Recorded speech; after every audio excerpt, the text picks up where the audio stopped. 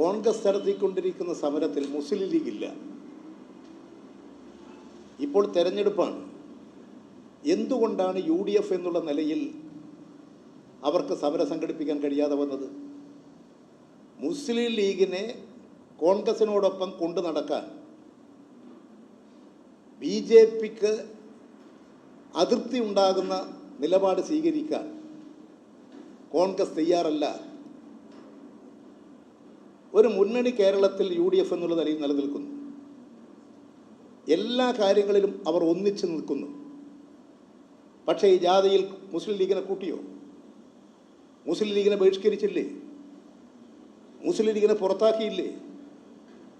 മുസ്ലിം ലീഗിനെ ഈ ജാഥയിൽ കൂട്ടിയാൽ കൊണ്ടു നടന്നാൽ അത് കോൺഗ്രസിന് ദോഷം ചെയ്യുമെന്നുള്ള രാഷ്ട്രീയ നിഗമനത്തിലെത്തി. അതിൻ്റെ ഫലമായിട്ട് ഒരു മൃദു RSS സമീപനം സ്വീകരിച്ചതിൻ്റെ ഫലമായിട്ട് കേരളത്തിൽ എത്രയോ കാലമായി UDFനോടൊപ്പം നിൽക്കുന്ന മുസ്ലിം ലീഗിനെ അപമാനിച്ചു വിട്ടില്ലേ? മറ്റൊരു പാർട്ടികളെയും കൊണ്ട് നടക്കുന്നില്ലല്ലോ. ഇത് തെറ്റായിട്ടുള്ളൊരു നിലപാട് അവർ സ്വീകരിക്കുന്നതിൻ്റെ ഭാഗമാണ്. അതുകൊണ്ട് ഇവിടെ വലിയ തോതിൽ പണവും ആർഭാടവും ഒക്കെ നടത്താം UDFന്. ഇവിടെ ഇടതുപക്ഷ മുന്നണിയുടെ മുഖ്യമന്ത്രിയും 20 മന്ത്രിമാരും ചീഫ് സെക്രട്ടറിയും ഗവൺമെൻറ്റിൻ്റെ ഒരു മിഷണറി എന്നുള്ള നിലയിൽ ഒരു ബസ് വാങ്ങി യാത്ര ചെയ്തപ്പോൾ എന്തൊരു ബഹളമായിരുന്നു. ഇപ്പോൾ പ്രത്യേകമായിട്ടൊരു വാഹനം വാങ്ങി, അത് പ്രത്യേകമായിട്ട് വലിയ വിലപിടിപ്പുള്ള ഗ്ലാസ് കൊണ്ടുവന്ന്, ഒരിക്കലും ഉടഞ്ഞു പോകാത്ത ആകർഷകമായ വിലപിടിപ്പുള്ള ഗ്ലാസ്, അത് എയർ കണ്ടീഷൻ ചെയ്തു. വലിയ തോതിൽ ആർഭാടപരമായ ഒരു വണ്ടിയല്ലേ. ഇന്നലെ കാസർഗോഡ് നിന്ന് പുറപ്പെട്ടപ്പോൾ എത്രയാ വണ്ടി? 10-75 വണ്ടികളല്ലേ. ഇടതുപക്ഷ മുന്നണിയെ കുറ്റം പറഞ്ഞ് നടക്കുകയായിരുന്നല്ലോ. നടന്നിട്ടാണ് ഇപ്പോൾ വരുന്നത്. VD സതീശൻ വാഹനം ഉപയോഗിച്ചിട്ടല്ലേ. കോൺഗ്രസിൻ്റെ ദേശീയ നേതാക്കൾ നടന്നിട്ടാണോ ജാഥ നടത്തുന്നത്? ഇവിടെ ആകെ ഒരു വാഹനമാണ് ഉപയോഗിച്ചിരുന്നത്. ഒരു ബസ് ഉപയോഗിച്ചതിനാണ് എത്രമാത്രമായി ഇവിടെ ആക്ഷേപിച്ച് നടന്നത്. ഇപ്പോഴെന്താ പറയാനുള്ളത്? അതുകൊണ്ട് വലിയ തോതിൽ ആർഭാടമാണ് അവർ നടത്തുന്നത്. കുറ്റം പറയുമ്പോൾ അവർ ആലോചിക്കണം. ഇടതുപക്ഷ ജനാധിപത്യ മുന്നണി ചെലവ് കുറച്ച്, ബാധ്യതകളില്ലാതെ, സംഭാവനകൾ സ്വീകരിച്ച് പരിപാടികൾ സംഘടിപ്പിച്ചിട്ടാണ് നടത്തിയത്. അതുപോലെയാണോ ഇപ്പോൾ നടന്നുകൊണ്ടിരിക്കുന്നത്? ആലോചിച്ച് നോക്ക്. അത് കോൺഗ്രസിൻ്റെ ആർഭാടകരമായ ഒരു നടപടിയുടെ ഭാഗമായിട്ടേ കാണാൻ സാധിക്കും. അവിടുത്തെ ഒരു പ്രസംഗം എൻ്റെ ശ്രദ്ധയിൽപ്പെട്ടു. ഏറ്റുകാരൻ്റെ കുടുംബത്തിന് ഡോക്ടറായി കൂടല്ലേ? ഏറ്റുകാരൻ എന്ന് പറഞ്ഞാൽ ഈഴവനാണ്.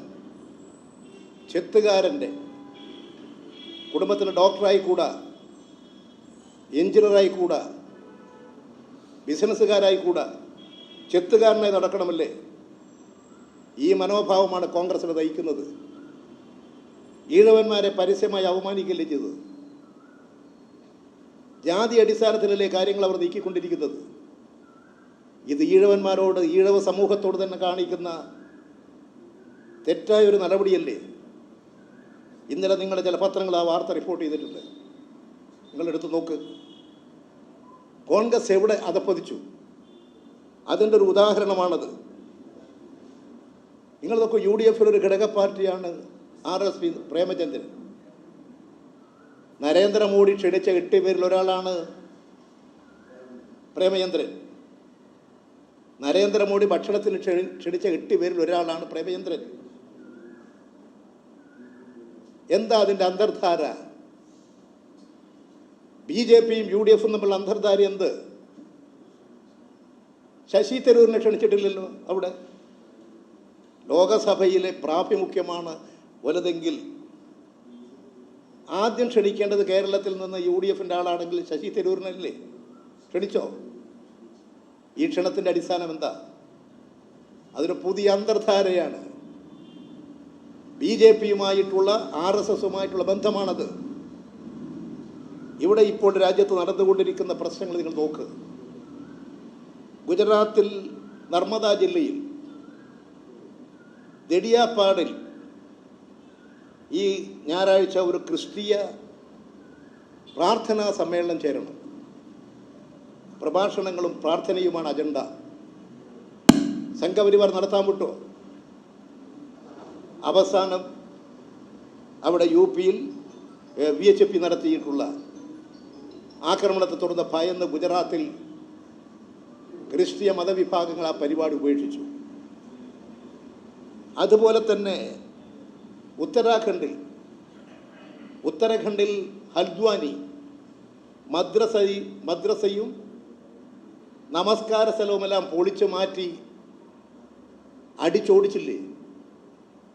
അവിടെ കലാപമല്ലേ, വെടിവെപ്പല്ലേ? ഇന്ന് മാധ്യമങ്ങൾ റിപ്പോർട്ട് ചെയ്ത് 6 പേര് വെടിയേറ്റ് മരിച്ചു എന്നാണ്. ഇതാണ് നടന്നുകൊണ്ടിരിക്കുന്നത്. അവരുമായിട്ടാണല്ലോ UDF-ന്റെ MP-ക്ക് ഐക്യവും സാഹോദര്യവും. ഇതൊരു അന്തർധാരയാണ്. രാജ്യത്തിൻ്റെ മതനിരപേക്ഷത തകർക്കുന്ന ശക്തികൾക്ക്, ന്യൂനപക്ഷങ്ങൾക്ക് വേട്ടയാടിക്കൊണ്ടിരിക്കുന്ന ശക്തികൾക്ക് കരുത്തും ശക്തിയും പകരുന്ന നിലപാടാണ് ഇവിടെ UDF MP, കൊല്ലം MP സ്വീകരിച്ചത്. ഇത് ജനങ്ങൾ തിരിച്ചറിയണം. ഇപ്പോഴും ഇന്ത്യയിൽ പല സംസ്ഥാനങ്ങളിൽ നടന്നുകൊണ്ടിരിക്കുന്ന ഇത് നമ്മുടെ നാടിന് അപമാനകരമാണ്. ഈ അക്രമങ്ങൾ. മതനിരപേക്ഷതയുടെ നാടാണ് കേരളം. ഇവിടെ വലിയ സാഹോദര്യമാണ്. അതിൻ്റെ അടിസ്ഥാനം ഇടതുപക്ഷ ചിന്തയും ഇടതുപക്ഷ സാന്നിധ്യവുമാണ്. ഇടതുപക്ഷ പ്രസ്ഥാനങ്ങളുടെ സാന്നിധ്യമാണ് കേരളത്തിലെ സാഹോദര്യത്തിൻ്റെ അടിസ്ഥാനം. ആ സാഹോദര്യത്തെ ജാതിയും മതവുമൊക്കെ ഉപയോഗിച്ച് ശിഥിലമാക്കുകയാണ് UDF-ഉം BJP-യും ചെയ്തുകൊണ്ടിരിക്കുന്നത്. ഇത് കേരള സമൂഹം മനസ്സിലാക്കും, എല്ലാ വിഭാഗം ജനങ്ങളും മനസ്സിലാക്കുമെന്നാണ് ഞാൻ കണക്കാക്കുന്നത്.